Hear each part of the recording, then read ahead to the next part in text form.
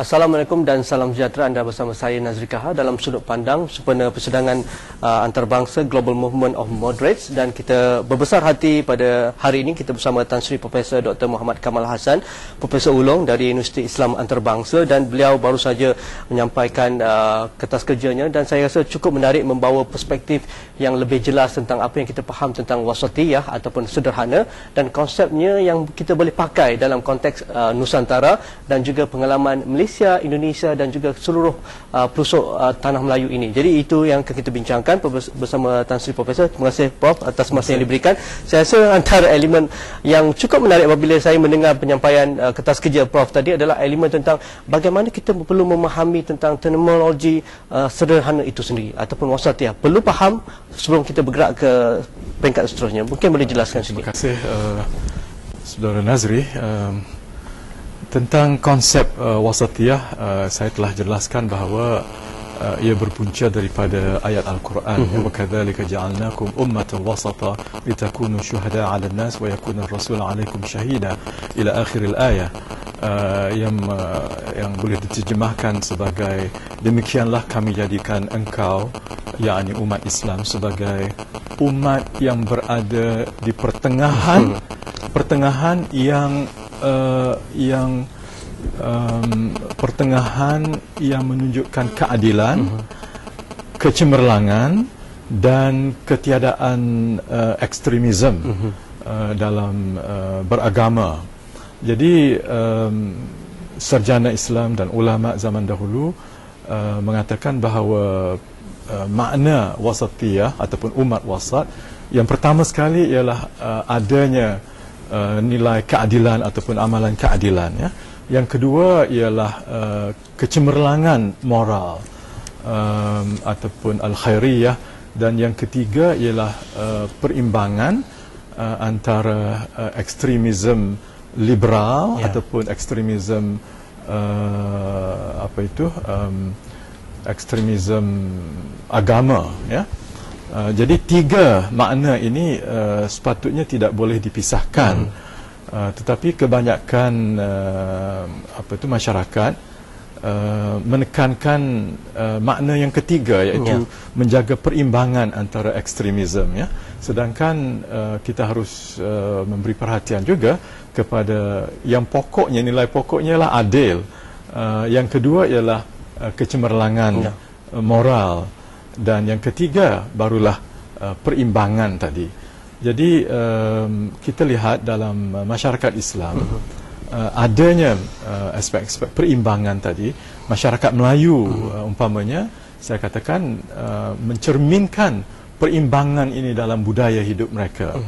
Tetapi tidak semestinya masyarakat Melayu mencerminkan katakanlah nilai keadilan yang tinggi atau kecemerlangan, ya, yang boleh mengatasi kecemerlangan orang lain. Jadi kita masih lagi, yang pertama sebagai Encik Nazri sebut tadi, kita belum faham betul-betul makna yang komprehensif. Bukan makna yang kita potong-potong, kita ambil yang sesuai dengan kita lupa apa yang tidak sesuai dengan kita.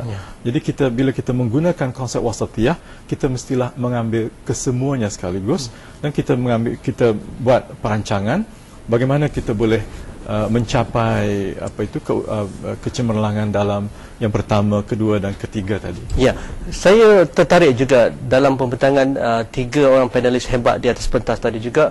Profesor Berger daripada Leiden University ada membawa perumpamaan ataupun analogi yang berbeza tentang pahamannya tentang sederhana. Kerana pada dia konsep moderate ataupun sederhana itu kalau ditujukan kepada golongan tertentu, mereka akan merasakan moderate adalah sesuai untuk golongan yang lebih berusia, golongan tua ataupun veteran. Tetapi bagi orang muda, mereka tidak akan menggunakan moderate ataupun sederhana kerana mereka ada energinya, ada ataupun idealisme yang tinggi. Pastinya mereka akan pergi ke peringkat yang paling ekstrim dan sebagainya. Jadi bagaimana kita melihat dalam konteks hari ini kecemerlangan? Kalau kita lihat kecemerlangan itu sendiri menuntut kita bergerak laju ataupun bergerak ke tahap yang maksimum untuk mendapatkan sesuatu, terutamanya dalam ilmu misalnya, dalam ekonomi misalnya, dalam keadilan sosial dan sebagainya. Tetapi dalam konteks terminologi ataupun pemahaman kita tentang sederhana itu sendiri, bagaimana kita perlu adil dalam memahami itu?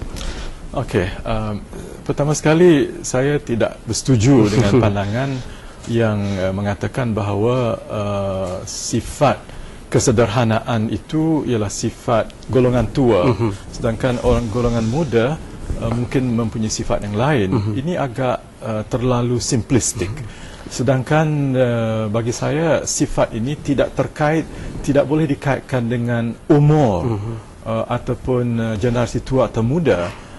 Ada golongan tua yang fanatik, ada golongan muda yang begitu liberal, ada juga golongan tua yang liberal, ada juga golongan muda yang fanatik. Jadi fanatik liberal ini tidak boleh kita lihat dalam konteks umur, tetapi kita lihat dalam konteks budaya keseluruhan.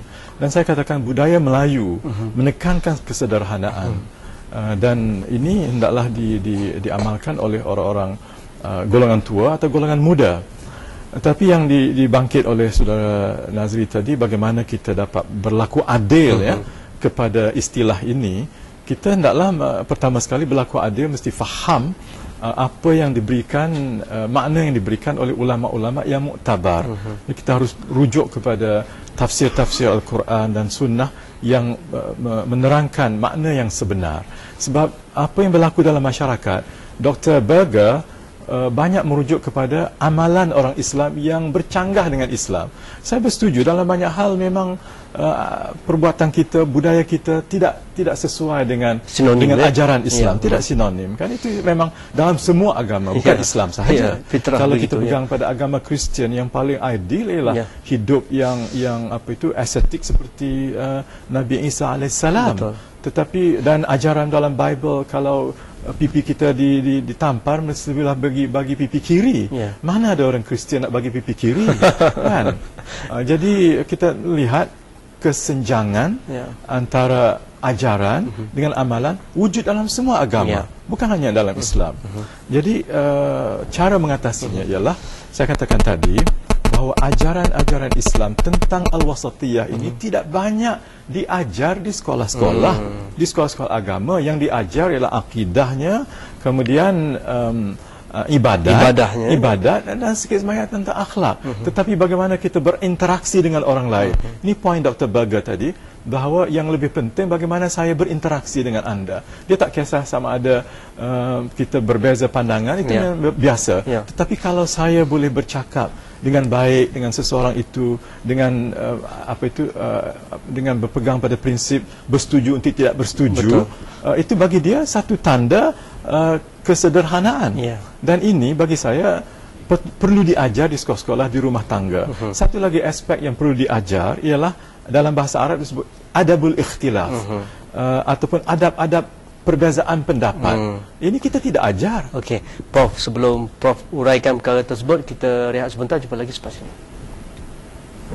Terima kasih. Kita masih bersama Profesor Tan Sri Dr. Muhammad Kamal Hassan, Profesor Ulung dari Universiti Islam Antarabangsa. Prof, tadi dalam penyampaian juga saya tertarik, sebelum Prof jelaskan sikit tentang bagaimana kita berbeza ataupun adab-adab berbeza pandangan. Mungkin Prof jelaskan perkara tersebut, kerana kita selalu apabila berada dalam forum, berada dalam arena politik, berada dalam bidang segala apapun, apabila kita berbeza pandangan, kita kerap melabelkan puak tersebut tidak bersetuju dengan kita sebagai ekstrim, ataupun mereka adalah pembangkang, ataupun mereka ini tidak anti-establishment, sampai ke tahap mereka ini anarki dan sebagainya. Jadi bagaimana kita perlu mengangkat adab-adab ini supaya kita sampai ke tahap yang kataupun boleh berbeza pandangan tetapi tidak akan melakukan perkara-perkara yang buruk. Okey. Saya katakan tadi memang ada satu literature dalam ilmu fiqh, dalam pemikiran perundangan Islam, iaitu yang dinamakan adabul ikhtilaf, adab perbezaan pandangan dalam hal-hal hukum dan fiqh. Ini tidak kita ajar kepada anak-anak kita, apalagi di sekolah-sekolah kan. Kalau diajar pun di universiti dalam bidang-bidang khusus, dalam usul fiqh mungkin ada diajar. Itu pun tidak ramai yang akan mengambilnya kan. Sedangkan dalam masyarakat yang berlaku ialah ketaasuban kepada pandangan kelompok mazhab. Ini yang ditekankan tiap-tiap hari, berpegang teguh kepada satu pandangan sahaja. Kita secara tidak langsung diajar untuk melihat bahawa pandangan kita sajalah yang benar. Mazhab-mazhab lain, sama ada Hanafi kah, Maliki kah, Hambali kah, kita rasakan tak begitu bagus, sebab kita tidak tahu dan kita tidak belajar. Jadi kita rasa pandangan kita saja. Sedangkan ada hal-hal yang berbeza antara mazhab ini, walaupun dari segi umumnya mereka bersetuju. Tetapi ada satu pandangan yang mengatakan bahawa ini akan mewujudkan keresahan di kalangan masyarakat kerana kita biasa dengan satu pegangan, tetapi ada pandangan-pandangan yang berbeza akan melakukan konflik di dalam masyarakat. Adakah ini satu pandangan yang perlu kita perbetulkan, ataupun kita perlu mengangkat wacana ini berdasarkan fakta, berdasarkan ilmu, dan membawa orang-orang yang sepatutnya berada di dalam pandangan tersebut? Ya, saya fikir itu bagaimana kita mengurus perbezaannya. Mengurus perbezaan ini penting sebab pertama, kalau hal-hal yang agak kontroversial dalam agama, kalau diketengahkan pada umum, tanpa dibicara oleh orang-orang yang berwibawa dan berhikmah, dia mungkin membawa kepada lebih banyak perpecahan. Tetapi saya kira pertama sekali golongan cendekiawan yang harus berbincang hal ini, baik secara tertutup ataupun secara terkawal. Tapi kalau nak bincang di depan umum, kita harus membuat rancangan supaya natijahnya nanti ialah yang timbul ialah ada keadaan menang-menang, bukan menang kalah. Artinya kita dapat melihat kebaikan di pandangan orang lain, orang lain juga boleh melihat kebenaran di pihak kita. Jadi ini bergantung kepada siapa yang kita pilih untuk membicarakan hal-hal yang boleh dikatakan tidak disepakati. Ini pengurusan. Itu dari sudut pengurusan. Tetapi hari ini juga kita melihat emerging ataupun kebangkitan suara-suara tertentu di dalam seluruh masyarakat dunia. Misalnya kalau kita apa yang berlaku di Timur Tengah hari ini, kita lihat pelbagai pandangan dalam media-media antarabangsa bahawa kita cepat melabelkan kebangkitan kumpulan Islamis, ataupun kalau di negara-negara yang lebih maju kumpulan peningkatan kumpulan liberal, kumpulan salafis misalnya dan sebagainya. Adakah ini akan mencacatkan bagaimana kita membawa suara sederhana? Kerana apabila kita melabelkan kumpulan-kumpulan ini sebagai membawa suara-suara tertentu, sedangkan Islam tidak begitu semuanya, apakah impaknya, kesannya kepada pandangan dunia terhadap Islam? Ya, inilah yang telah saya sebutkan di permulaan pembentangan saya, bahawa timbulnya kesusahan untuk kita mencari suara kesederhanaan itu oleh kerana definisi kesederhanaan itu bukan kita yang buat, tapi diciptakan oleh dunia lain, oleh media, oleh dunia politik, sehingga timbullah istilah-istilah yang disebut tadi, Islamic fundamentalist, jihadis, Islamis, political Islam dan sebagainya. Ini bukan dicipta oleh kita. Kita harus balik kepada di mana duduknya katakanlah kerohanian dalam Islam. Jangan bercakap tentang sufi Islam. Di mana duduknya politik dalam Islam. Jangan bercakap tentang political Islam. Di mana duduknya jihad dalam worldview Islam. Jangan bercakap tentang jihadis. Dan bagaimana orang berjuang atas nama Islam. Kenapa dilabelkan sebagai Islamis? Jadi dengan sendirinya kalau orang yang ikhlas dengan agamanya dicap sebagai Islamis, maknanya semua kita ini orang jahat semua. Ini ketidakadilan yang timbul daripada kesejarnaan yang mempunyai bias ataupun prejudice yang tertentu. Okey, dalam perbincangan juga sebelum kita menutup perbincangan dengan Prof ada mengatakan bahawa para sarjana, para cendekiawan barat perlu melihat ke timur, ke Nusantara, kerana Malaysia ada pengalaman tersendiri selepas 55 tahun kita merdeka. Dengan bermulanya kita melakukan pilihan raya pada 1955 misalnya, sejak itu kita sudah melakukan apa yang dikatakan konsep wasatiyah, itu power sharing. Kalau kita lihat ada sudut political sharing, economic wealth, pengagihan yang lebih ada tentang ekonomi dan sebagainya. Mungkin itu yang kita boleh lihat. Kita rehat sebentar, jumpa lagi selepas ini. Kita bersama lagi dengan Tan Sri Profesor Dr. Muhammad Kamal Hassan. Kita masih membincangkan bagaimana kita melihat konsep wasatiyah dan juga pengalaman Malaysia misalnya. Pengalaman Nusantara, Prof membawa satu perbandingan yang agak banyak dalam pembentangan tadi, di mana Malaysia ada pengalaman tertentu, Indonesia ada pengalaman tertentu, Singapura dan juga Brunei misalnya. Bagaimana kita melihat konsep wasatiyah itu diimplement ataupun dipraktiskan dalam semua aspek. Mungkin boleh ceritakan sikit, Prof? Baik, saya sengaja menonjolkan umat Melayu Islam sebagai satu umat yang menampilkan ciri-ciri kesederhanaan yang dikendaki oleh Islam, iaitu dalam aspek pembahagian ataupun power sharing, ya, ataupun membenarkan agama lain subur, dan ciri-ciri Cina, budaya Cina diterima. Banyak sekali hal-hal yang dilakukan oleh orang Melayu, budaya Melayu, yang tak kita lihat di Timur Tengah. Ya, di Timur Tengah hal-hal itu tidak ada. Ya, ini kerana fokus media Barat dan fokus sarjana Barat ialah ke Timur Tengah, seolah-olah di situ sahajalah Islam. Kita lihat Islam yang sebenarnya. Sedangkan di Asia Tenggara, terutama sekali di Indonesia, Malaysia, banyak sekali aspek-aspek keislaman itu yang diamalkan oleh orang-orang tempatan yang tidak ditonjolkan oleh Barat. Dan saya sengaja timbulkan ini supaya sarjana Barat cuba melihat aspek ini. Tapi selama ini fokus mereka ialah politik dan ekonomi. Ya, politik dan ekonomi. Sedangkan budaya orang Melayu, Islam itu yang saya katakan sangat sederhana dan dapat accommodate budaya lain itu sama sekali tidak ditonjolkan oleh mereka. Jadi aspek inilah yang perlu kita tonjolkan. Bukan nak kita katakan bahawa kita yang terbaik, tidak. Kita tak semestinya terbaik, tetapi ada hal-hal yang ada pada kita yang tak ada pada orang lain. Saya katakan tadi power sharing, ya, berkongsi kuasa.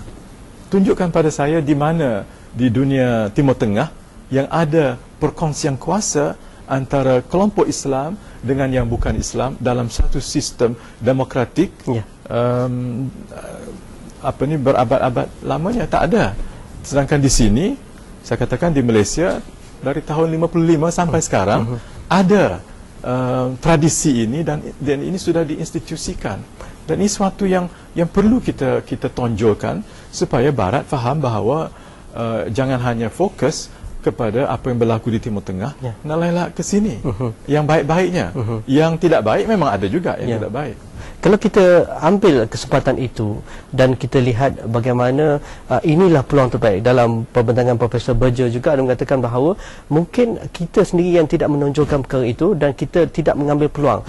Kerana pada peristiwa 9/11 misalnya, itu adalah masa yang terbaik bagaimana suara Islam yang moderate ini, suara Islam yang sederhana perlu ke hadapan, menjawab segala tomahan, menjawab segala persepsi negatif itu. Dan inilah masanya kalau Nusantara sudah berasa ini tempat yang perlu diberikan perhatian oleh sarjana Barat, dan para akademik kita, para sarjana kita perlu membawa suara-suara ini sampai ke seluruh dunia dan sebagainya. Apa yang sepatutnya dilakukan? Ya, tadi Dr. Berger merujuk kepada peristiwa 11 September dan mengatakan bahawa kita agak defensif, apologetic, tidak mengaku kesalahan kita. Beliau tidak melihat ini secara komprehensif. Tapi saya setuju bahawa orang Islam juga harus mengaku kelemahan-kelemahan kita. Dan saya setuju dengan itu. Kita harus mengaku, kita harus melihat di mana kelemahan kita, dan hal ini dilakukan oleh sarjana-sarjana yang bertanggungjawab. Di Timur Tengah ada buku-buku yang mengkritik anak-anak muda yang tidak sabar untuk merubah keadaan ini yang berlaku di Timur Tengah, umpama sekali di Mesir, ya. Jadi memang ada buku-buku seperti ini, tetapi masalahnya pihak tertentu di Barat ingin supaya pandangan mereka itu yang menjadi arus perdana di dunia Islam. Jadi saya merasakan ada semacam ketidakseimbangan di dalam menilai permasalahan ekstremisme ataupun militansi di kalangan orang Islam.